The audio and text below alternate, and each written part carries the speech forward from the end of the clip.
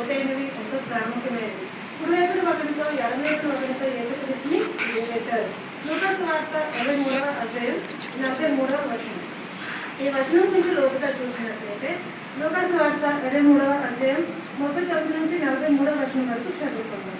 ప్రేరణ చేయబడిన ఆ నేరస్తుల్లో ఒకడు ఆయనను దూషించు, నీవు క్రీస్తువు కదా, నీవు రక్షించుకొను, మమ్మల్ని కూడా రక్షించమని చెప్పాను. అయితే రెండో వాడు వారిని గర్వించి, నీవు అదే శిక్షావిధిలో ఉన్నావు కనుక దేవునికి భయపడగా, మనకైతే ఇది న్యాయమే, మనం చేసిన వాటికి తగిన పదం పొందుతున్నాము కానీ నేను ఏ తప్పిదములో చేయలేదని చెప్పి ఆయన చూసి, యేసు నీవు నీ రాజ్యంలోకి వచ్చినప్పుడు నన్ను జ్ఞాపకం చేసుకుని, అందుకని వాడితో నేడు నీవు నాతో కూడా పరదేశంలో ఉందని నిశ్చయం కనుక చెప్పుచున్నాను.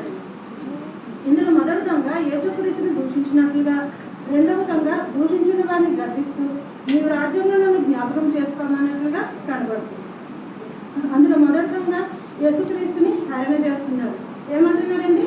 ఇప్పటి వరకు చనిపోయిన వారిని బ్రతికించేది, రోగులను బాగు చేశావు, ఎన్నో అద్భుతములు కూడా చేసావు కదా, మొదట నీవు రక్షించుకొని మమ్మల్ని కూడా రక్షించమని యేసుక్రీస్తు ప్రభుని దూషిస్తున్నారు. ఆ సమయానికి మన యేసుక్రీస్తు ప్రభు శరీరం నుండి ఏముందండి? కొరడా దెబ్బలు, కాలు చేతులకు మేకులు, తలకు ముళ్ళ కిరీటం, ఇలా మాంసపు ముద్దల రక్తం కారుచు ఎంతో దయనీయ స్థితిలో ఉండగా మొదటి దొంగ ఏమంటున్నాడండి? ఆయనతో దూషణకరమైన మాటలు మాట్లాడుతూ ఆయన ఇంకా బాధపడుతున్నారు. ఈ పాపలోకంలో దేవుని బిడ్డలుగా జీవిస్తున్న మనకు కూడా ఈ లోక మానవులు ఎంతో మంది ఎన్నో దూషణకరమైన మాటలతో మనం గాయపడుతూనే ఉంటారు.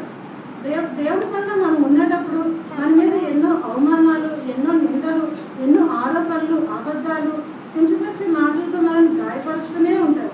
ఎలాగైతే యేసుక్రీస్తు ప్రభు శిలువలో మొదటి దొంగ మాటలను స్పందించలేదో అలాగే మనం కూడా ఈ లోక మానవుల మాటలు కూడా స్పందించాల్సిన అవసరం లేదు. హల్లెలూయా. మనం ఈ లోకంలో పాపంలో ఉన్నంత వరకు మనల్ని ఎవరు ఏమి అనరు, మనల్ని ఏమీ అనరు. కానీ దేవుడి కన్నా ముందుకు వస్తున్నప్పుడు ఆయన పని చేయాలి, పర్లోకపు తండ్రికి గొప్ప సంతోషం కలిగించాలని నిర్ణయించుకొని జీవిస్తున్నప్పుడు సువార్థికులుగా, దేవుని పిల్లలుగా మనం ఆయన ఎదురు యథార్థంగా, పరిశుద్ధంగా, నమ్మకంతో జీవిస్తూ తగ్గింపు జీవితంలో ఉన్నంత వరకు కూడా ఈ ప్రపంచం ఏం చేస్తుందండి? తప్పుడుగానే ఓడైపోతుంది. అయినా కూడా మనం ఏం చేయాలండి? దేవుళ్ళలో సాగిపోవాలి, దేవుళ్ళలో మేళమైపోవాలి, దేవునితో కలిసి పరలోకం చేరుకోవాలి. హల్లెలూయా. ఇక్కడ రెండవ దొంగ గురించి ఇప్పుడు చర్చించుకుందాం. ఇక్కడ రెండవ దొంగ కూడా మొట్టమొదటిసారిగా యేసుక్రీస్తు ప్రభుని దూషించారు. మార్కు సువార్త 15వ అధ్యాయం 32వ వచనంలో నిందించిన ఇద్దరు దొంగలు కూడా లూకా సువార్తకు వచ్చేసరికి ఒక దొంగ నిందించిన మరొక దొంగకు ఏం కలిగిందండి? మారు మనసు కలిగింది. దేనివల్ల? ఆయన మనల్ని సృష్టించారు కాబట్టి మన చేతులతో చేసిన పాపాలకు ఆయన చేతులకు మేకులు బిగించిన మౌనంగా భరించారు. మనం చెడ్డదారులు నడుస్తున్నాం కాబట్టి ఆయన కాళ్ళకి మేకులు బిగించినా కూడా మౌనంగా భరించారు. మనం చెడు తలుపులు కలిగిన వారంగా ఉన్నాం కాబట్టి ఆయన తలకు ముళ్ళ కిరీటం బిగించినా కూడా మౌనంగా భరించారు. మన శరీరంతో పాపం చేసినా ఆయన శరీరం నిండా కొరడా దెబ్బలతో మాంసపు ముద్దల శిలువలో మన కొరకు బలియాగం అవడానికి సిద్ధపడుతూ కూడా మొదటి మాటలు ఏమన్నారండి? తండ్రి మీరేం చేస్తున్నారో వీరిని క్షమించండి. ఆ మాట వినగానే తండ్రి రెండవ దొంగకి ఏం చేశాడండి? అతని మనసు మార్చుకొని తన ఆత్మను దేవునికి అప్పగించారు. ప్రభుత్వం ఈ రెండవ దొంగ పరలోకం చేరుకోవడం జరిగింది. హల్లెలూయా.